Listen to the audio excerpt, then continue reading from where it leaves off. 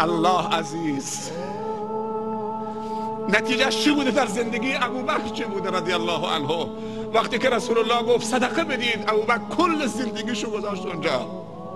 نگاه تو چشم ابوبکر کرد، گفت تو خونه برای زن و بچت چه گذاشتی؟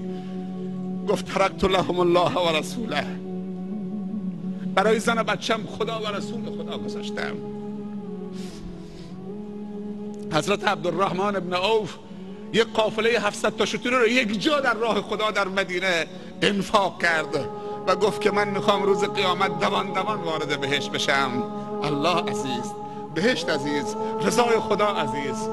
هر چیز عزیز و دوست داشتنی رو فدای الله بکنید و هیچ موقع به غیر الله قسم نخورید به عنوان دوست داشتنی و عزیز.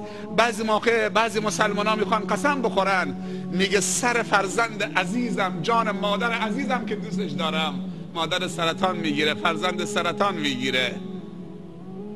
بچه و زن و مادر رو عزیزتر از خدا نکن بهش قسم بخورید. قسم فقط به الله، والله بالله تالله. هر عزیزی عزیزتر از خداش کردی، همون سبب رنجشت، سبب دور شدنت از خدا و سبب درد و رنجت و گرفتاریت در دنیا می شود.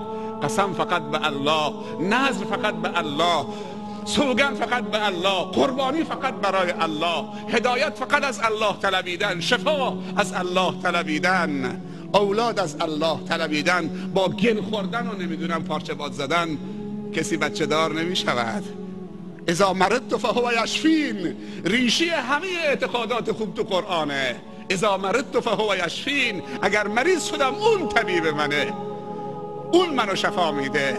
مسائل اعتقادیمونو درست بکنیم. الله عزیز. ابراهیم گفت چه ثمراتی به همراه داشت. الله عظیم. اون قسمت الله باید دوست داشتنی باشه تا دلت فقط متوجه الله باشه. هرچی که الله میپسنده و عزیز نزد الله و دوست داشتنی است.